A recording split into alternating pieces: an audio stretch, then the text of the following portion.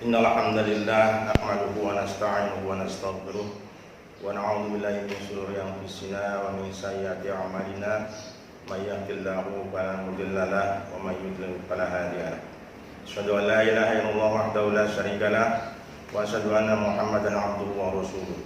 Rabbi shrah li sadri wa yassir li amri wahlul 'uqdatam min lisani yafqahu qawli. Ya ayyuhalladzina amanu kutiba 'alaikumus syiyam kama kutiba 'alal ladzina min qablikum la'allakum tattaqun. Amma ba'du. Anak-anakku sekalian, siswa-siswi SMA Negeri 1 Patok Besi yang Bapak cintai dan sangat Bapak banggakan, kali ini Bapak akan menyampaikan materi Smart Trend Ramadan yang kebetulan untuk Bapak mendapatkan bagian materi cinta tanah air. Tujuan daripada penyampaian materi ini adalah, pertama, kita ingin tahu apa penyebab daripada turunnya rasa cinta tanah air. Karena memang semakin maju suatu bangsa, suatu zaman disinyalir rasa cinta tanah air itu semakin lentur dan luntur. Kemudian yang kedua, bagaimana upaya kita untuk meningkatkan rasa cinta tanah air? Anak-anakku sekalian, kita semua tahu bahwa cinta tanah air itu dibentuk dari kata yang sangat sederhana, yaitu cinta. Kalau tanah airnya itu menjadi gabungan kata atau kata majemuk gitu ya. Jadi kita hanya fokus pada cinta dan tanah air. Apa itu cinta? Cinta itu kata yang sangat sederhana yang terdiri dari 5 huruf saja, yaitu C-I-N-T-A. Ya. Sederhana, mudah, tetapi kalau kita tanya apa sih definisi cinta itu tidak semua orang bisa mendefinisikan dengan sempurna, dengan baik. Ya. Kalau kita ingin memahami cinta tanah air, kita harus mengerti dulu apa itu cinta. Cinta itu anugerah yang luar biasa yang Allah berikan kepada kita umatnya. Bayangkan kalau hidup ini tanpa cinta, mungkin bumi tidak bisa berputar lagi. Karena cinta merupakan anugerah yang sangat besar yang harus kita syukuri. Kita bersyukur sekarang masih dipertemukan dengan bulan yang sangat suci, yaitu bulan Ramadan, di mana di dalamnya adalah bulan yang penuh berkah, penuh ampunan. Itu karena kasih sayang dan cintanya Allah kepada kita. Cinta itu soal rasa kasih, rasa sayang, rasa peduli, sehingga sulit memang didefinisikan. Yang namanya rasa, setiap orang punya rasa masing-masing, punya rasa yang berbeda-beda. Tetapi yang pasti dengan rasa cinta itu pasti orang akan merasa kangen, merasa ingin melindungi, merasa wajib mempertahankan dan lain sebagainya. Ambil contoh saja lah yang sederhana. Kalau salah seorang siswa memiliki kekasih, katakanlah begitu, dia sedang bercinta begitu. Sehari tidak ketemu, rasanya seminggu katanya. Ada rasa kangen di situ. Kemudian kalau kekasihnya itu sedang bercakap-cakap dengan lawan jenisnya, itu ada rasa cemburu, ya, karena dia ingin rasa memiliki. Kalau ada yang menteror, dia siap untuk menjaganya, ya, siap untuk melindunginya. Kalau sudah bicara cinta, maka semuanya akan selesai urusannya. Ambil contoh sederhana, Bapak dulu pengalaman, Bapak punya, ini cerita pribadi saja, mantan pacar Bapak yang sekarang menjadi istri Bapak sekarang, itu ceritanya dulu masih kuliah di Malang sana, Bapak di Jakarta. Mendengar dia sakit, Bapak waktu itu bekerja di sebuah perusahaan swasta. Bapak langsung mengajukan cuti Cuma sayangnya tidak dikabulkan karena itu memakan waktu beberapa hari, karena Malang itu cukup dengan sehari saja. Artinya izin Bapak cuti tidak dipenuhi, tidak dikabulkan. Maka dengan rasa cinta yang begitu besar, maka tidak peduli itu bagaimana nanti sanksi perusahaan, Bapak langsung saja kabur, ya, menengok karena di sana sedang sakit orang yang Bapak cintai itu, yang sekarang menjadi mantan, menjadi istri Bapak tentu saja, ya. Nah itu cinta itu mengalahkan semuanya, ya. Halangan rintangan apapun dilabrak saja. Itu kalau sudah cinta. Bagaimana dengan cinta tanah air? Ya, cinta tanah air.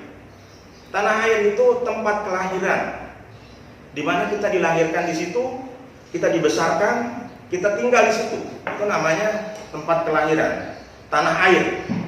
Sehingga kalau digabungkan cinta tanah air itu sesungguhnya merupakan kecintaan kita, sayangnya kita, kebanggaan kita terhadap tanah air yang kita miliki, yang kita tempati, di mana di situ pada ujungnya adalah ada rasa ingin, ingin mengharumkan nama Indonesia, ingin menjaga nama Indonesia, ingin berusaha sekuat tenaga agar Indonesia yang menjadi kebanggaan kita tidak boleh ada seorang pun yang mengganggu, ya. Itu sebetulnya seperti itu. Jadi segala upaya yang kita lakukan untuk kebaikan Indonesia itu sebagai rasa cinta kita kepada Indonesia, pada tanah air kita. Tidak perlu taruh muluk-muluk, ya, mengenai cinta tanah air. Konteksnya kita dalam skup sekolah pendidikan, apa sih yang sudah kita lakukan? Karena sebenarnya cinta tanah air itu kalau kita bagi itu ada 3 saja sebetulnya. Ada yang orang yang berusaha berjuang di kancah internasional untuk mengharumkan nama Indonesia, bisa dengan bidang olahraga, kesenian, atau budaya, atau apa saja. Itu salah satu upaya untuk sebagai bukti bahwa itu cinta tanah air. Kemudian ada juga orang yang cinta tanah air itu dengan menjadi tentara. Setiap gangguan, rintangan, halangan yang akan mengganggu orang-orang Indonesia, maka tentara siap mengorbankan jiwa raganya untuk demi cinta tanah air. Ada orang yang hanya berusaha bersikap baik, ya, berperilaku baik dalam keseharian, itu juga bukti dari cinta tanah air. Jadi pengertian cinta tanah air itu segala apa yang kita pikirkan, kita rasakan, kita lakukan demi Indonesia, demi tanah airnya, itulah cinta tanah air sesungguhnya. Mungkin kita masih agak kesulitan memahami yang sebenarnya. Kita ambil beberapa contoh saja lah yang sederhana. Bahwa memang nyatanya sekarang itu diduga, ya, walaupun mungkin dari hasil penelitian ternyata memang benar bahwa ada kecenderungan melunturnya rasa cinta tanah air, ya. Dari mana kita tahu bahwa semakin hari rasa cinta itu semakin berkurang, makin kendor begitu? Kita ambil di lingkungan sekolah saja lah misalnya. Pada saat kegiatan upacara bendera, ya, karena upacara bendera itu sebetulnya upaya untuk menumbuhkan semangat cinta tanah air, karena di dalamnya ada penghormatan terhadap bendera merah putih, ada menyanyikan lagu Indonesia Raya. Di situ ditanamkan sikap cinta tanah air. Tapi nyatanya berapa banyak siswa yang, mohon maaf, pada saat penghormatan bendera yang tidak menghormat, pada saat menyanyikan lagu Indonesia Raya tidak menyanyikan lagu Indonesia Raya. Itu contoh, ya. Jadi tidak ada rasa cinta di situ. Dianggapnya malahan upacara bendera itu sebagai sesuatu yang membuang-buang waktu saja. tidak ada gunanya, tidak ada pentingnya. Kemudian pada saat belajar di ruangan, ini bukti bahwa rasa cinta itu mulai kendor dan luntur. Berapa banyak siswa yang sungguh-sungguh belajar pada saat KBM sedang berlangsung? Sedikit sekali. Kalau Bapak itu mungkin 1, 2, enggak lebih dari 5 orang di kelas itu yang aktif untuk belajar dengan sungguh-sungguh, dengan baik, ya. Karena belajar baik, belajar sungguh-sungguh itu juga rasa cinta kepada tanah air. Kalau tidak belajar sungguh-sungguh, akibatnya Indonesia nanti akan selalu ketinggalan dan akan dipermalukan negara lain. Makanya kita harus bersungguh-sungguh belajar yang baik, menjadi siswa yang baik. Sekarang kita dihadapkan pada suatu dilematis akibat pandemi COVID-19. Belajar yang seharusnya di kelas, di rumah, ya. Memang sebetulnya belajar itu tidak ada dibatas-batasi, mau di rumah, mau di sekolah, dimanapun bisa, karena menuntut ilmu adalah kewajiban. Cuma sekarang kita lihat, ini pelajaran Bapak sendiri, matematika, sampai saat ini sudah 5 tugas yang sudah Bapak berikan dengan sejumlah materi yang sudah disampaikan. Berapa banyak siswa yang sudah mengumpulkan? Sedikit sekali, ya, jujur saja. Ada yang baru 1, baru 2, baru 3, baru 4, sudah ada yang sampai 5. Tapi banyak juga yang sama sekali belum. Bahkan kalau dicek, ternyata yang sudah pun banyak yang jawabannya sama. Bahkan konyolnya lagi, karena soal integral, soalnya ada integralnya, namanya integral itu pasti dengan lambang integral. Tapi siswa tidak menuliskan integralnya. Kalau tidak ada integralnya, terus soal apa itu? Ya. Dan itu lucunya, bukan cuma 1, semua sama. Artinya disamakan jawabannya. Kebiasaan mencontek, menyalin punya orang, itu bukan rasa cinta pada tanah air. Bentuk pengingkaran terhadap rasa cinta kepada tanah air. Masih banyak kasus-kasus yang lain sebagai contoh lentur dan lunturnya rasa cinta kepada tanah air. Apalagi kita lihat kalau di luar misalnya, banyak sampah di mana-mana. Sudah banyak sekali instruksi-instruksi agar sampah plastik tidak digunakan, tidak dipakai. Nyatanya masih banyak. Bahkan kebiasaan di rumah yang sengaja setiap hari misalnya dengan bebasnya membuang sampah, itu juga di sekolah menjadi keseharian. Rasa seperti itu sebagai contoh lentur dan lunturnya rasa cinta kita kepada tanah air, ya. Kenapa faktor-faktor seperti itu terus terjadi gitu, ya? Bagaimana caranya menanggulanginya? Bahkan di masa pandemi seperti sekarang ini, kalau bukan karena rasa cinta kepada tanah air, itu akan semakin menjadi-jadi sikap dan sifat seperti itu.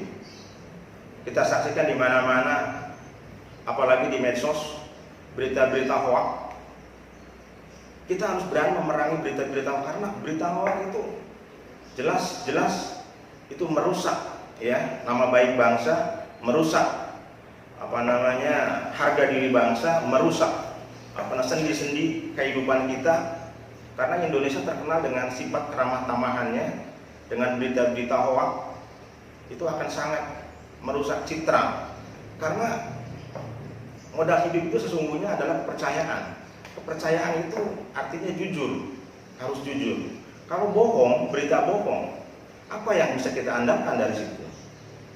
Apapun harus tertanam dalam diri dan jiwa kita itu sikap jujur, ya, sikap jujur. Anak-anakku sekalian, tahukah kalian siapa orang yang pertama mencetuskan prinsip cinta tanah air? Itu pertama kali disampaikan oleh Kiai Haji Muhammad Hasyim Asy'ari, pendiri NU, ya, dengan hubul waton minal iman itu, ya. Cinta tanah air itu merupakan sebagian daripada iman. Kalau bicara soal iman, artinya tidak ada tawar-menawar, karena ini perintah agama. Kita wajib mencintai agama kita, walaupun kita sering saksikan banyak orang yang tidak sholat pun tidak pernah, hidup penuh dengan gelimang dosa, tapi giliran agamanya dihina, direndahkan, dicaci, dia marah. Dia siap menaruhkan jiwa raganya karena demi agama yang dicintainya. Padahal sebetulnya kalau dilihat keseharian, dia bukanlah penganut agama yang taat. Itulah rasa cinta yang siap membela, ya. Begitu juga dengan tanah air kita. Kita siap membela tanah air kita, walaupun mungkin ya kita tidak ada apa-apanya lah, tidak berkontribusi banyak terhadap tanah air kita. Tapi memang itulah sifat fitrahnya manusia. Rasa suka, rasa sayang terhadap apa yang dia miliki, apa yang dia tempati, apa yang dia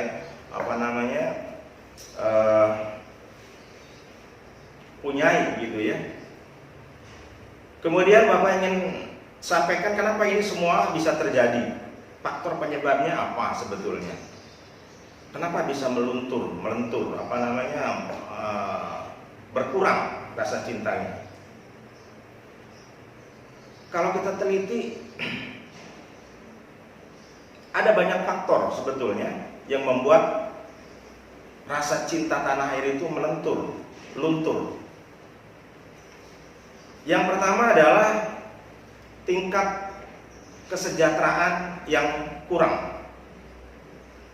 Kita bisa saksikan di mana-mana kalau tingkat kesejahteraannya rendah, di situ akan ada banyak gejolak, gitu ya. Gejolak yang sifatnya destruktif. Makanya harus kita jaga betul kesejahteraan yang sudah baik agar terus tetap baik, dan kalau perlu terus ditingkatkan agar kita bisa mensyukuri dan mencintai tanah air kita. Di masa sekarang yang sedang pandemi corona ini, kita bisa saksikan ada lurah-lurah misalnya yang marah-marah protes soal BLT, begitu juga dengan bupati. Bukan cuma itu, PSBB yang sudah diberlakukan ternyata untuk sebagian tidak diindahkan, karena yang namanya lockdown itu harus tinggal di rumah, tidak kemana-mana. Bagi orang yang mampu, orang yang punya uang, mungkin tidak jadi masalah. Tapi bagi orang yang pekerja harian, yang sehari-hari mencari nafkah harus keluar, dipaksa untuk tinggal di rumah, pilihannya ada dua: mati di rumah atau mati karena corona. Dua-duanya sama resikonya. Makanya hal ini sulit sekali, ya, sulit sekali. Apapun itu kita harus sadari betul kalau kita cinta pada tanah air. Kebetulan di bulan Ramadan ini kita untuk dijaga, menahan diri dari segala perkataan perbuatan yang tidak baik, karena bulan Ramadan itu bulan penuh hikmah. Jangan terpancing hanya karena corona lantas amaliyah Ramadan kita jadi lentur dan luntur. Tetap saja yang namanya amaliyah Ramadan harus kita lakukan, walaupun mungkin sebagian masjid dilarang untuk melakukan aktivitas karena misalnya ada di zona merah. Tetapi kita bisa lakukan di rumah. Begitu juga masalah pembelajaran. Tidak ada kata libur, tetap harus belajar. Bisa di rumah. Apapun yang kita lakukan itu akan memberikan nilai poin untuk diri kita sendiri. Jangan karena alasan corona, katanya ada yang mengusulkan puasa saja minta ditangguhkan. Tidak ada seperti itu. Tidak ada urusannya corona dengan meninggalkan puasa. Justru sebaiknya, seharusnya kita harus lebih mendekatkan diri. Karena yang namanya corona itu makhluk Tuhan yang Allah ciptakan, dan itu bukan tanpa maksud. Kita harus bisa mengambil pelajaran dari pandemi corona ini. Berdasarkan penelitian katanya dengan adanya pandemi corona ini, itu kota yang biasanya bising dengan penuh kendaraan, dengan sejumlah polusi, dengan adanya corona itu akan berkurang. Bahkan sekarang itu relatif bersih katanya. Jadi dunia ini sedang di-refresh oleh pandemi corona. Ya. Jadi itu sisi positif. Tapi sisi negatifnya tentu saja banyak sekali. Bukan cuma bidang kesehatan saja, tetapi juga bidang ekonomi terutama. Orang kalau sudah bicara ekonomi, kalau ekonominya morat-marit, apapun bisa terjadi. Makanya dalam Islam itu kefakiran itu bisa mendekatkan kepada kekufuran. Sehingga kalau tidak karena iman, dibentengi keimanan kita, maka apapun bisa terjadi. Nah, ini harus kita waspadai. Kemudian